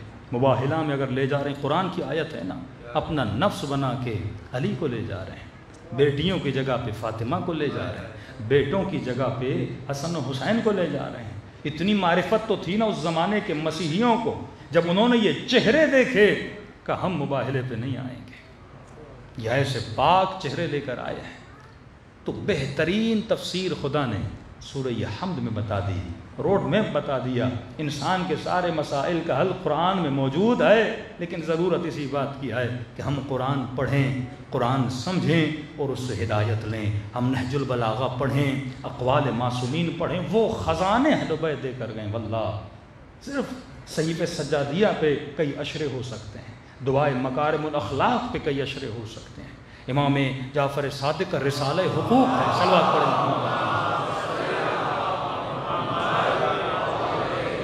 رسالہ حقوق آپ پڑھیں گے، مولا نے ہر حق بتایا ہے اس میں. یہ کس کے لیے ہیں؟ یہ ہمارے لیے ہیں. لیکن آج ہم اپنے مسائل کا حل کہاں حل کرنے جاتے ہیں؟ یہ کسی سائیکٹرسٹ کے پاس چلے جاتے ہیں. یہ نہیں کہ اپنی زندگی کے مسائل کا حل کس سے لیں؟ اہل بیت علیہ الصلوۃ والسلام سے. آج زندگیوں میں پریشانیاں کیوں ہیں؟ کیونکہ اللہ کی سب سے بڑی نعمت اور دولت جو اللہ نے انسان کو دی وہ انسان کی اولاد ہے. میں بار بار مجلسوں میں کہہ رہا ہوں، اپنی نسلوں کو بچاؤ. کبھی مال دنیا کی خاطر، لگژری لائف اسٹائل کے لیے اپنی زندگیوں کو تباہ و برباد نہ کرنا. اللہ رزق حلال دے رہا ہے، کماؤ، محنت کرو. مال کا دشمن خدا نہیں ہے. معصوم فرماتا ہمارے شیعوں کی کچھ نشانیاں ہیں. مولا کیا نشانیاں ہیں؟ فرماتا یہ غریب ہوں یا امیر ہوں، یہ ہمیشہ مومنوں کی مدد کرتے ہیں. یہ نہیں کہ امیر ہوں تو کریں گے، کہ غریب ہوں یا امیر ہوں. اور ہر بندہ یہ دعا کرتا ہے نا کہ خدا وہ دن میری زندگی میں لائے کہ میں امام زمانہ کو دیکھوں. کئی مومنین عمل انجام دیتے ہیں کہ ایک جھلک امام کی مل جائے. جب میں نے چھٹے امام کی حدیث پڑھی نا، امام فرماتے ہیں ہمارے کچھ شیعہ ایسے ہیں جن کو دیکھنے کے لیے ہم مشتاق ہیں. یعنی جو اشتیاق تیرے دل میں امام زمانہ کے لیے نا، جن کو دیکھنے کے لیے میں جعفر صادق مشتاق ہوں. پھر مولا قسم کھاتے ہیں, مجھے قسم ہے اس خدا کی جس کی قبضہ قدرت میں جعفر صادق کی جان ہے. امام جب قسم کھائے نا تو سمجھو قسم کی ویلیو کھانے کے لیے, موضوع کو اہمیت دینے کے لیے مولا یہ نہیں کہ ہمیں شک ہے امام کی بات پہ, اہمیت دینا چاہتے ایک موضوع پر کہ مجھے قسم ہے اس خدا کی جس کی قبضہ قدرت میں جعفر صادق کی جان ہے. کچھ ایسے شیعہ ہیں جن کے ساتھ بیٹھنے کے لیے میں جعفر صادق مشتاق ہوں کہ مولا وہ کون سے شیعہ ہیں, کہ وہ شیعہ ہیں کہ کائنات کی دولتیں ان کے سامنے رکھی جائیں لیکن مچھر کے پر کے برابر بھی ویلیو نہیں رکھتا. مال دیا جائے, دولت دی جائے, کہ دنیا کی قیمت و ارزش ان کے سامنے مچھر کے پر کے برابر بھی نہیں ہے. اب تو یہ سوچ, تو ایمان کا سودا کس کے لیے کر رہا ہے؟ دولت کے لیے. ہاں دولت کماؤ لیکن دین پہ کمپرومائز نہ کرو. آج کمپرومائز ہو رہا ہے. آج مال, امام زمانہ نے 2 وصیتیں کی تھی, کہ ایک تقوی الہی, خوف خدا تھامے رکھنا, دوسرا دنیا کی محبت میں اتنا آگے نہ بڑھنا کہ شریعت خدا کو پامال کر دو. اہل بیت کل بھی میں نے کہا غیور ہیں. آج ایک مولوی کی ویلیو کیا ہے عوام میں؟ مختصر وقت ہے 2 جملے. ایک عالم کی ویلیو کیا ہے عوام میں؟ آج ایک عالم کی یہ ویلیو ہے کہ اسے اپنی شادی میں بلا کے صرف نکاح پڑھایا جائے بس. ہمارے کراچی میں ایک مولانا تھے, ایک شادی میں گئے, کہ مولانا وہ ہنگامہ بدتمیزی تھا, شریعت خدا پامال. یہ جب ہم پامال کرتے ہیں نا ہمیں پتہ نہیں ہوتا ہم کس سے جنگ کر رہے ہیں. مطلب خدا نے ایک حکم دیا, میں کہتا ہوں اللہ نہیں کرتا, تجھے جو کرنا ہے تو کر. تو نے بولا نا یہ واجب ہے, میں نہیں بولتا. اور دوسری دشمنی کرتے ہیں مولانا صاحب سے. مولانا کیوں ہمیں بول رہے ہیں؟ یہ بھی فطرت انسان ہے. جب آپ میں عیب ہوتا ہے نا, موضوع فرماتے ہیں تجھے شکریہ کرنا چاہیے جو تجھے تیرا عیب بتائے. گھر میں آئینہ ہے کہ نہیں ہے؟ نہیں آپ کے گھروں میں آئینہ ہے نا, تو سر تو ہلائیے, پتا تو چلے آئینہ ہے. آج تک ہوا کہ آئینے کے سامنے جاؤ اور آئینہ دکھائے کہ یہاں کالک ہے, اور جوتا اٹھا کے آئینے کو مارنا شروع کر دو کہ تم مجھے کیوں بتا رہے ہو؟ نہیں, وہاں کپڑا لے کے اور صاف کرتا ہے, اور بتا. کیونکہ جسم کی ویلیو ہے نا. لوگوں کے سامنے جاؤں گا تو لوگ کالک کو نہ دیکھیں. فرماتے ہیں المؤمن مرآۃ المؤمن, مومن کا آئینہ ہے. تجھے اگر اپنے عیب کا پتہ چلے اسے دور کر, تو لڑتا کیوں ہے؟ کوئی بولے کہ آپ غصہ بہت کرتے ہو تم اس پہ لڑو گے, کوئی بولے آپ چوری کرتے ہو بری بات ہے آپ لڑو, ہم لڑتے ہیں. یہ ہماری صفت, یہ صفت شیطانی ہے کہ شیطان اس کے بجائے کہ خدا کو بولے کہ خدایا میں نے غلطی کی, تو کہنے لگا اے خدا تو نے مجھے گمراہ کیا ہے, تیری غلطی ہے, تو آدم کو نہ بناتا, میں تیرے مقابلے میں تھوڑی کھڑا ہوتا. جو اپنی غلطی نہ مانے وہ شیطان ہے, جو اپنے عیب کو دور نہ کرے وہ شیطان ہے. ہمارے استاد تھے ایران میں. اب ظاہر ہے آج کل ایرانی جوانوں میں بھی بڑی تیزی سے بے دینی پھیل رہی ہے. دشمن خاموش نہیں بیٹھتا, کہیں بھی خاموش نہیں بیٹھتا, یہ آپ کی بھول ہے. تو کہتے ہیں ایک جگہ تبلیغ کرنے گئے, کہا بھائی حجاب کرو, روزہ رکھو, نماز پڑھو. کہتے ہیں مجلس پڑھ کے باہر نکلے.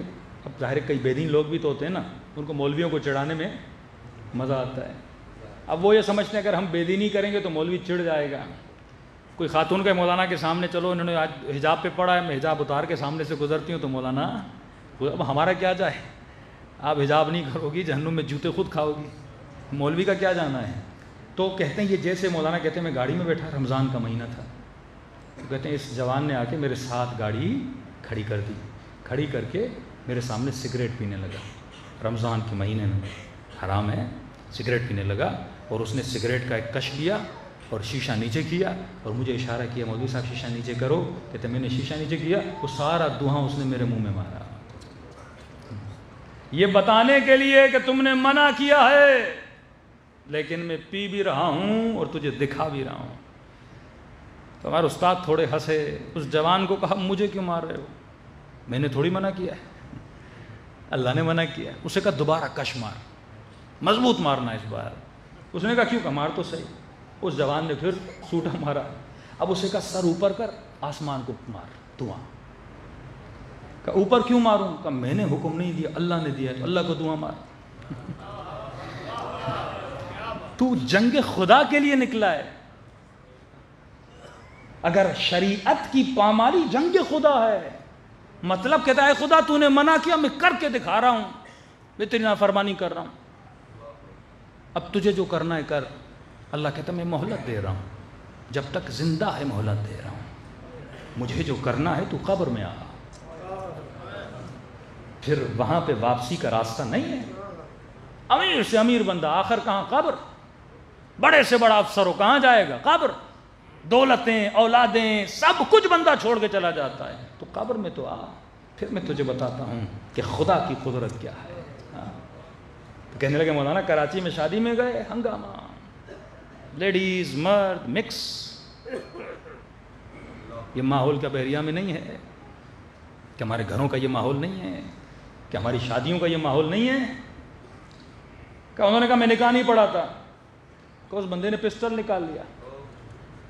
مولوی صاحب نکاح نہیں پڑھاؤ گے تو مارے جاؤ گے، بے عزتی کرواؤ گے ہماری. اتنے لوگ آئے اور اینڈ ٹائم پہ مولوی نہ ملے، نکاح کون پڑھائے گا؟ یعنی کتنی بھی شادیاں رچائے پھر بھی کس کا محتاج ہے؟ مولوی کا محتاج ہے نا. انہوں نے کہا میں نہیں پڑھاؤں گا، مارنا ہے تو مار دو. تو کہا کب پڑھائیں گے؟ کہا تھوڑا بے حیائی ختم کرو، ایک کمرے میں لے جاؤ دولہے کو، میں ان لوگوں کے بیچ میں آ کے نکاح نہیں پڑھاؤں گا.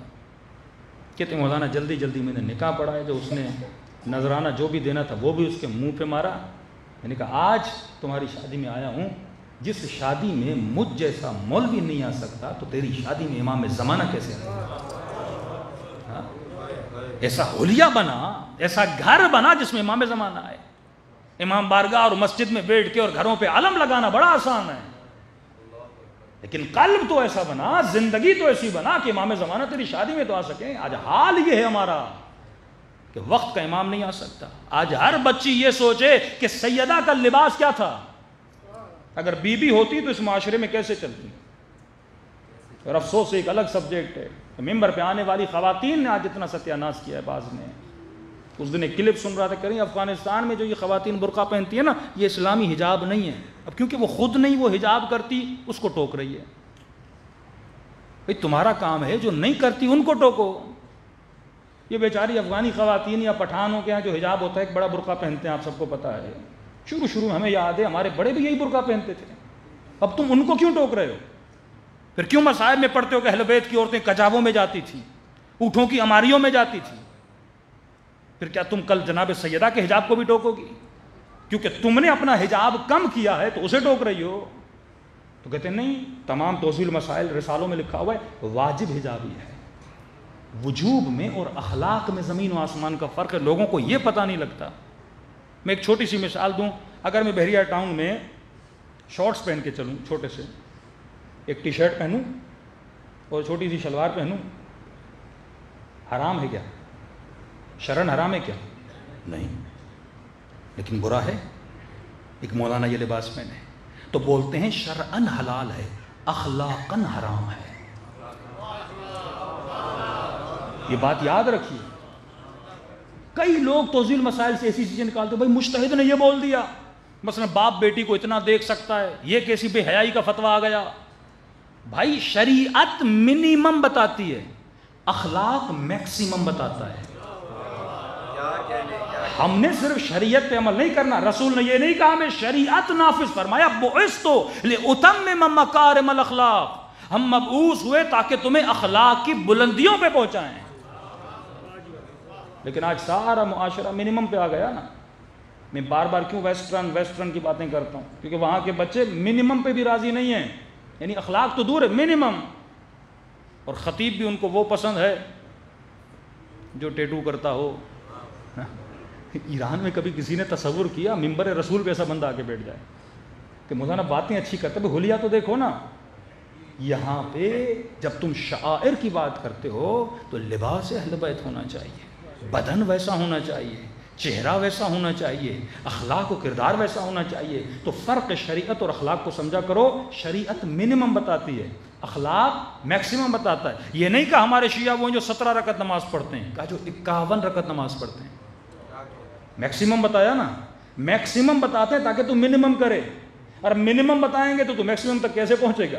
تو ہمیشہ کسی کو بلندی پہ لانا جاتا ہے تو بیٹے کو تو میکسیمم بتاتے ہو نا کہ میرے لال 6 کلومیٹر ڈیلی دوڑو، فوج میں جانا ہے، انٹری ٹیسٹ دینی ہے، تب جا کے وہاں وہ 4 کلومیٹر یا 3 میل یا 4 میل دوڑ پائے گا۔ تو اسی طرح ایمان ہے، میکسیمم پہ جانے کی کوشش کرو گے تو خدا تجھے ایمان بھی عطا کرے گا۔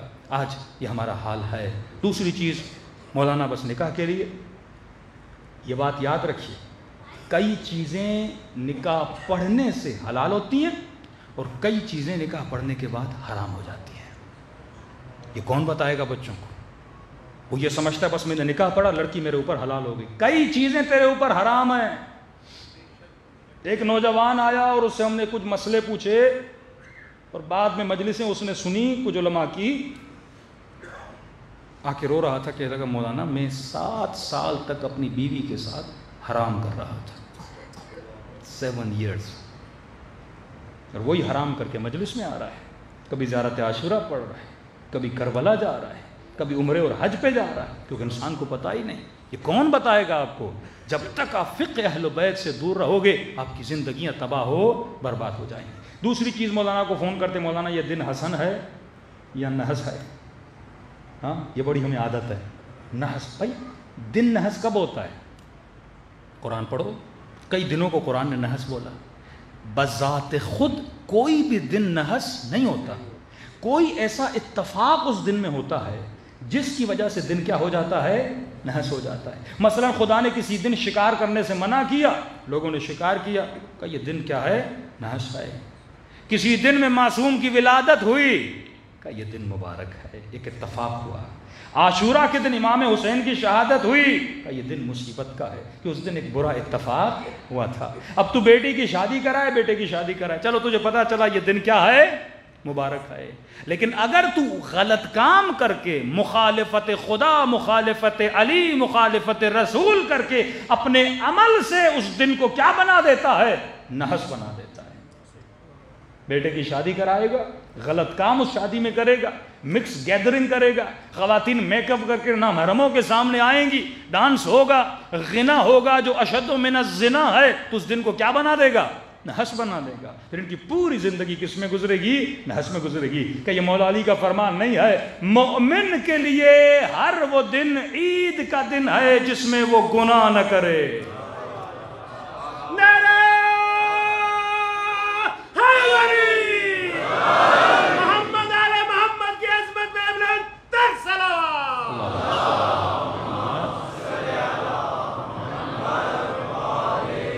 ہر وہ دن مومن کے لیے عید کا دن ہے جس میں وہ گناہ نہ کرے۔ تو خلاصہ مطلب یہ ہے کہ اے مومن، اے مومنہ، جب تک اپنے وجود میں صفات کو پیدا نہ کرے۔ اب ہو سکتا ہے تو 5 وقت کا نمازی ہو، رمضان میں روزے بھی رکھتا ہو، لیکن تیرے اندر صفات نہ ہو، صفت غیرت، صفت عفت، یہ صفات اپنے اندر پیدا کر، جسے صفات حسنہ بولا جاتا ہے۔ انہی صفات کے ذریعے سے تیرا ایمان کیا ہوتا ہے؟ مضبوط ہوتا ہے۔ تو بچپن سے ان صفات کو اپنے بچوں کے اندر مضبوط کریں تاکہ ان کا دین بھی مضبوط ہو، ایمان بھی مضبوط ہو، اور جب قیامت میں اٹھیں اپنے والدین کو کیا کریں؟ سرخرو کریں۔ ایک باپ کے لیے واجب ہے۔ جوان آتا ہے، مولانا ہم نے صرف شادی سے پہلے اسے ایک سوال کیا، شادی کہا؟ مولانا شادی کر رہے ہیں۔ بیٹا غسل جنابت آتا ہے؟ کہ مولانا وہ کیا ہوتا ہے؟ یہ بدبختی نہیں ہے کہ شادی کرا رہے ہیں لیکن اسے احکام نہیں بتا رہے۔ پورے احکام ہے، کم از کم ½ an hour 1 hour کا لیکچر امام بارگاہوں میں، مسجدوں میں ہونا چاہیے۔ جس بھی جوان کی شادی ہو اس بیٹی اور بیٹے کو، خواتین کو بلا کے کچھ مسائل بتائے جائیں کہ بیٹے شادی کے بعد یہ معصومین نے بتایا ہے، کیونکہ تو نے ایک نسل کی تربیت کرنی ہے جو نسل امام زمانہ کی سپاہی بنے گی۔ صلوات پڑھے محمد و آل محمد۔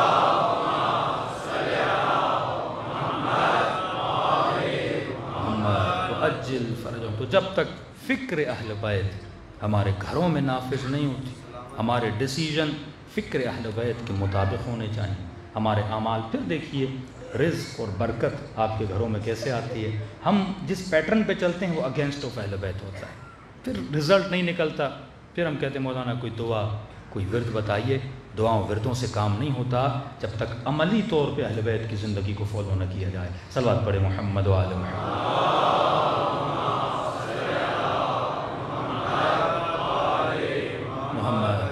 وعجل فرجہم، کربلا پوری تہذیب کا نام ہے۔ کربلا ایک پوری لائف اسٹائل گزارنے کے طریقے کا نام ہے۔ کربلا صرف واقعہ نہیں ہے، کربلا ایک آئیڈیالوجی ہے۔ کربلا ایک پوری سوچ اور فکر ہے جو انسان کو مختلف جذبے دیتی ہے، ایثار کا جذبہ، شہادت کا جذبہ، باطل کے مقابلے کرنے کا جذبہ، وقت کے یزید سے لڑنے کا جذبہ، یہ حسینی فکر ہے۔ تب امام فرماتے ہیں مثلی لا یبایع مثل یزید، حسین جیسا کبھی یزید جیسے کی بیعت نہیں کرے گا۔ دیکھیے ایک موچی ہے، اہل بیت یہ نہیں دیکھتے دنیا میں تم کیا کر رہے ہو، نہیں، وہ تمہاری صفات کو دیکھتے ہیں۔ صفات اگر مضبوط ہیں تو امام اپنی زیارت کراتے۔ موچی کا کام کرتا تھا، لیکن ہفتے میں ایک مرتبہ امام زمانہ اس کی دکان پہ جاتے تھے۔ بندہ موچی ہو، ان کو یہ نہیں تو ریڑھی رکھتا ہے، تو موچی ہے تمہاری، یہ چیز اہل بیت نہیں دیکھتے، وہ صفات دیکھتے بندے کے اندر، انٹرنلی اس کے اندر صفات حسنہ ہیں کہ نہیں ہے، غیرت دینی ہے کہ نہیں ہے، ہاں عجب تو اس کے اندر نہیں ہے۔ یہ بھی ایک بڑا ٹاپک ہے آج کل، دکھاوا دنیا میں بہت دن بدن دکھاوے کی دنیا بڑھتی جا رہی ہے۔ بندہ ایک موبائل لیتا ہے لوگوں کے سامنے ہاتھ میں، تھوڑی سی گھڑی پہنتا ہے 10 لوگوں کو دکھاتا ہے۔ یہ کل پہ میں نے بات کی، دکھاوا انسان کی ایمان کو کیا کرتا ہے، تباہ و برباد کرتا ہے۔ موچی تھا، جوتیاں سیتا تھا، لیکن ہفتے میں ایک مرتبہ حجت خدا اس کی دکان پہ جاتے تھے۔ چھوٹا سا واقعہ لیکن بہت پیارا واقعہ ہے۔ اس موچی سے، موچی خود نقل کرتا ہے، کہتا ہے ہفتے میں ایک دن، اس کو کہا وہ تمہاری کون سی عادت ہے جو امام زمانہ کو اچھی لگی، تو بھی تو بتا نا ہمیں۔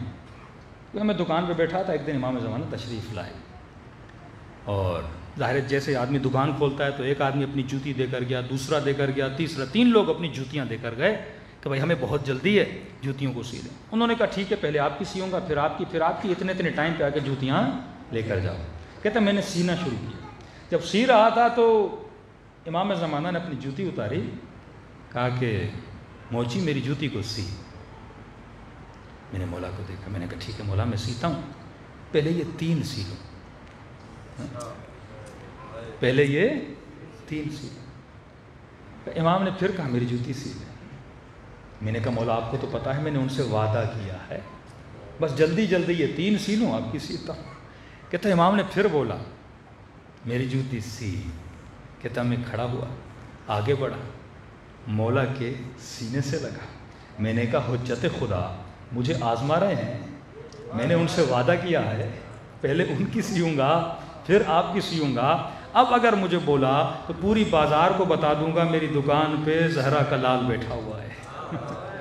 کہتا امام نے مجھے زور سے سینے سے لگایا کہ یہی تو ہماری شیعوں کی صفت ہے کہ وہ وعدے پہ وفا کرتے ہیں۔ اس طرح اہل بیت اپنے شیعوں کو آزماتے ہیں۔ لمن لا عہد اللہ دین اللہ، اگر تو زبان کا سچا نہیں، اگر تو وعدے کا پکا نہیں، تو علی کا شیعہ نہیں ہو سکتا۔ آج یہ عادتیں ہمارے اندر ہیں، اگر عادات اہل بیت کو، کردار و صفات اہل بیت کو اپنے وجود میں مضبوط کر لو، پھر دیکھو خدا تمہاری زندگی میں کتنی برکتوں کو نازل کرتا ہے۔ صلوات پڑھے محمد وآل محمد۔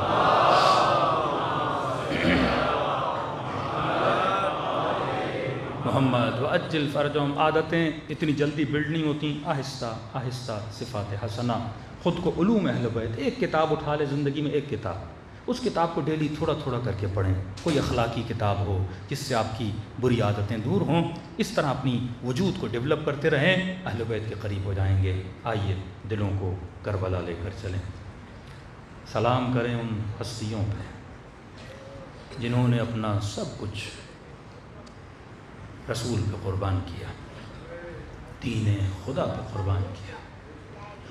پوری تاریخ اسلام میں اہل بیت کے علاوہ کوئی نہیں ملتا۔ لوٹنے والے بہت ملیں گے، لیکن دین پہ لٹانے والے بہت کم ملیں گے، اور وہ بھی حسین نبی کا نواسا، جس کو نبی کبھی مسجد میں دکھا رہے ہیں اپنی گھٹنوں پہ بٹھا بٹھا کر، کبھی اپنی پیٹھ پہ سوار کر کے ان کے لیے سوار بن رہے ہیں، کبھی فرماتے ہیں لوگوں میرے ان 2 بیٹوں کو پہچانو، یہ جنت کے جوانوں کے سردار ہیں۔ کیا عالم آیا رسول کے ان بچوں پر کہ ان کے بدن پہ گھوڑے دوڑائے گئے، 4 سال کی بچی کو تماچے مارے گئے۔ کئی اوقات مصائب کو محسوس کرنا پڑتا ہے۔ میں نے کئی بار علماء سے پوچھا، میں نے کہا کہ یہ محرم میں اہل بیت کے چاہنے والوں کو کیا ہوتا ہے؟ پورا سال ہمارے دل اتنے نرم نہیں ہوتے جتنے محرم کے دنوں میں ہو جاتے ہیں۔ گویا دل منقلب ہو جاتا ہے، عجیب اضطراب انسان کے دل میں محرم کے دنوں میں پیدا ہوتا ہے۔ تو فرماتے ہیں کیونکہ ہم سب نے امام زمانہ سے بیعت کیے، کیونکہ ہمارا وجود متصل ہے امام زمانہ سے، کہ جیسے محرم کا چاند نظر آتا ہے غم کے پہاڑ امام کے دل پہ ٹوٹتے ہیں، اور اس کا اثر کس پہ ہوتا ہے؟ تمام شیعیان امام کے دلوں پہ امام کے غم کا اثر ہوتا ہے۔ اور اگر سارا غم مومن کے دل پہ آ جائے نا، جس کا دل پھٹ جائے، میرے چھٹے امام فرماتے ہیں ہم نے 40 پرتے اپنے شیعوں کے دلوں پہ چڑھائے ہیں۔ اگر یہ حقیقت مصیبت حسین کو دیکھ لیں، کوئی بھی بندہ زندہ نہ رہ پائے۔ پر میں ابھی تو رویا نہیں، تو رونا چاہتا ہے۔ تم سب کے سروں کے پیچھے میری دادی زہرا کھڑی ہو جاتی ہے، دعا کے لیے ہاتھوں کو بلند کرتی ہیں، اے خدا یہ میرے حسین کا عزادار ہے۔ کتنے خوش نصیب ہو سیدہ کی زباں پہ آج تیرا نام ہے۔ اگر وہ بی بی ہمارے حق میں دعا کریں تو یقیناً آخرت آباد ہو جائے گی۔ قلوب کو کربلا لے جائیں اور ثواب زیارت حسین سلام حسین سے حاصل کریں۔ السلام علی الحسین وعلی علی ابن الحسین وعلی اولاد وعلی اصحاب، سب مل کے السلام علی وعلی علی ابن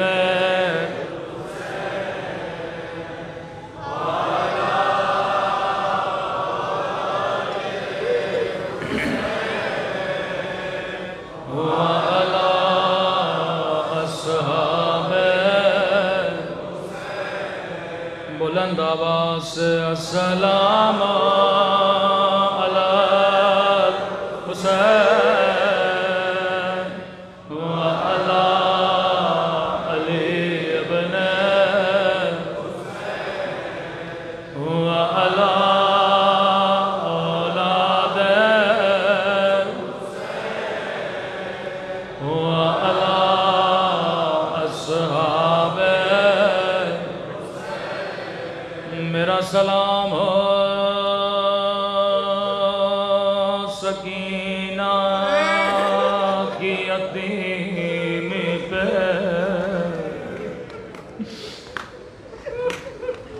میرا سلام ہو ننھی سی بچی کے ننے سے زخمی کانوں پہ،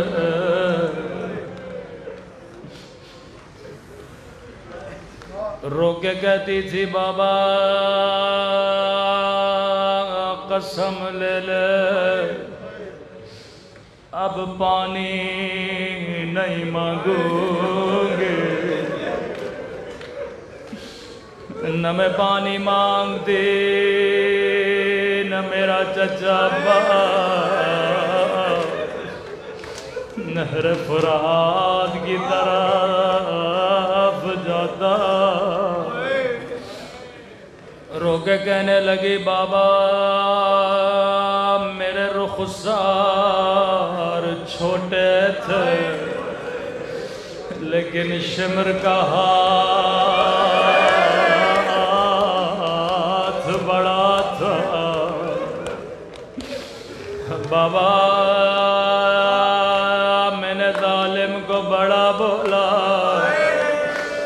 تجھے در چاہیے میں اتار کے دیتی ہوں، لیکن بابا اس نے اتارنے نہ دیے،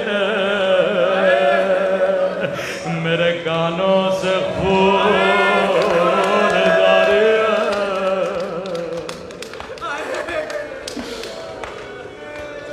تب امام حسین فرماتے ہیں مومن جب بھی پانی پیو میری سکینہ کو ضرور یاد کیا کرو، ایک ایک بوند کے لیے میری بچی کو پتھر مارے گئے۔ روایت کے جملے ہیں بی بی زینب کی گود میں ننھی سی سکینہ آہستہ سے کہا پھپھی اماں مجھے پیاس لگی ہے۔ بی بی زینب نے کہا سکینہ چپ ہو جاؤ، یہاں پانی دینے والا کوئی نہیں، پتھر مارنے والے بہت۔ قیامت کا منظر تھا، ساقی کوثر کی پوتی ساقی کوثر کی بیٹی سے پانی مانگ رہی ہے۔ چھت پہ ایک مومنہ بیٹھی تھی، وہ یہ سارا منظر دیکھ رہی تھی، دوڑی دوڑی گئی گلاس میں پانی بھرا، آ کر بی بی زینب کو دیا، کہتی ہے قیدی بی بی میرے مولا فرمایا کرتے تھے اللہ قیدیوں کی دعا کبھی رد نہیں کرتا، جب تیری بچی پانی پی لے میرے لیے کچھ دعائیں کر لینا۔ بی بی زینب نے کہا سکینہ ہم سید کسی کا احسان نہیں اٹھاتے، پہلے اس کے لیے دعا کرو بعد میں پانی پینا۔ راوی کہتا ابھی تک بچی کا چہرہ نیچے تھا، بچی نے دعا کے لیے چہرہ بلند کیا، ننھے سے ہاتھوں کو اٹھایا، بتا تیرے لیے کون سی دعا کروں؟ کہ جیسے مومنہ کی نگاہ زخمی کانوں پہ پڑ گئے، زخمی رخساروں پہ پڑ گئے، یہ اپنی ساری دعائیں بھول گئے۔ کہتی ہے قیدی بی بی دعا کرو اللہ میری بچی کو تیری طرح یتیم نہ بنائے، اللہ میری بچی کو تیری طرح قید نہ بنائے۔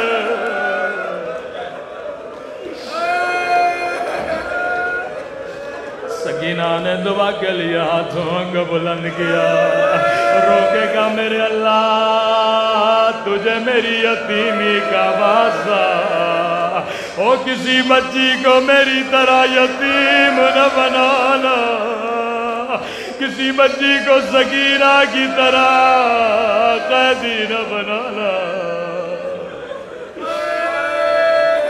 ہاں مومنہ بتا تیری دوسری دعا کون سی؟ اس دعا نے پورے قافلے کو رلا دیا۔ کہتی ہے قیدی بی بی دعا کرو اللہ مجھے مدینہ بھیجے، اللہ کسی کو غربت میں وطن کا نام نہ سنائے۔ زینب کو نانا کا روزہ یاد آیا، سغرا یاد آ گئے، کہ مومنہ مدینے میں تیرا کون ہے؟ کیا مدینے میں تیرے کوئی رشتہ دار ہے؟ کہتی ہے نہیں قیدی بی بی، لیکن مدینے میں میرا محبوب ہے، تیرے محبوب کا نام کیا ہے؟ او قیدی بی بی مدینے میں میرا حسین ہے، مدینے میں میرا عباس ہے، مدینے میں میرا علی اکبر ہے، مدینے میں مجھے قرآن پڑھانے والے، مدینے میں مجھے حجاب سکھانے والے۔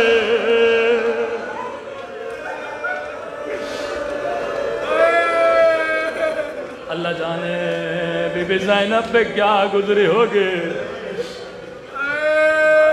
بی بی کو بڑا پیار آیا، ایک سوال کیا، مومنہ تو نے حسین کا نام لیا، تو نے عباس کا نام لیا، تو نے علی اکبر کا نام لیا، لیکن مومنہ کیا مدینے والی بی بی سے ناراض ہو؟ اس کا نام تو نے نہیں لیا۔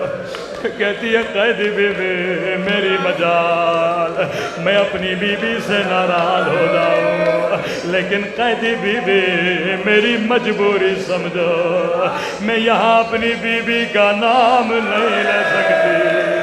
کیوں نہیں لے سکتی؟ او قیدی بی بی، یہ بازار کا ماحول ہے، نامحرموں کا مجمع ہے، میں اپنی بی بی کا نام نہیں لے سکتے۔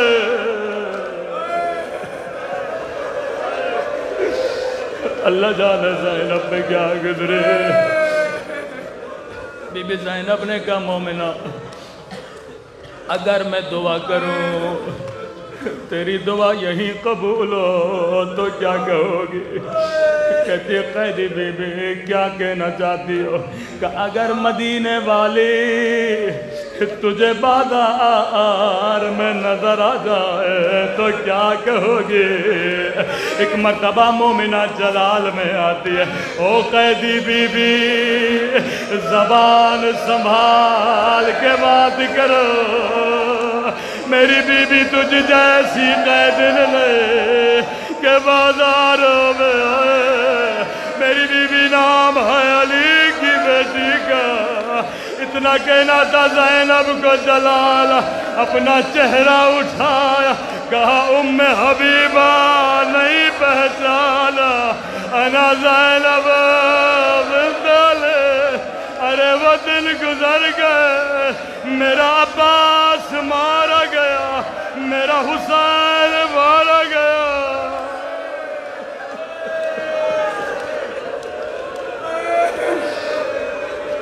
ام حبیبہ وہ دن گزر گئے جس کو میری چادر پہ ناز تھا، میرے حسین مارے گئے، میرا اکبر مارا گیا۔ ام حبیبہ کو یقین نہیں آیا، کہا بی بی میرے حسین مولا کہاں ہے؟ زینب نے کٹی گردن دکھائی، کہا یہ حسین ہے، یہ میرا اکبر ہے، یہ آن محمد ہے۔ اس نے کہا بی بی عباس کہاں ہے؟ بی بی زینب سے لے گئے، ایک گھوڑا تھا، گھوڑے کی گردن میں رسی تھے، اس رسی میں ایک گردن تھے، کٹا ہوا سر تھا۔ کہا بی بی یہ کس کا سر ہے؟ کہا یہ میرے عباس کا سر ہے۔ کبھی بھی سب سر نوک پہ ہے، یہ سر گھوڑے کی گردن میں کیوں ہے؟ کہا یہ بھی نوک نیزہ پہ تھا، لیکن جب میرے کھلے سر پہ نگاہ پڑے، عباس کا سر زمین پہ گر جاتا تھا۔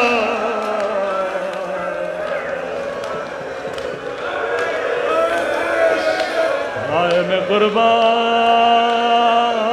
غازی عباس تیری غیرت پہ، اے خدا تجھے عباس کی غیرت کا واسطہ، ہمارے جوانوں کی غیرت کی حفاظت فرما، تجھے زینب کے حیا کا واسطہ، ہماری ماں بہنوں کے پردوں کی حفاظت فرما، آج کے رونے کا واسطہ ہمیں قبر کے رونے سے محفوظ فرما، قیامت کے رونے سے محفوظ فرما، قبر و قیامت میں شفاعت امام حسین نصیب فرما۔ اے خدا بحق محمد آل محمد ان گنہگار آنکھوں کو امام زمانہ کی زیارت نصیب فرما، ہم سب کو مولا کے آوان و انصار میں شریک فرما، جو مانگا نہیں مانگا اپنے خزانے قدرت سے عطا فرما۔ ربنا تقبل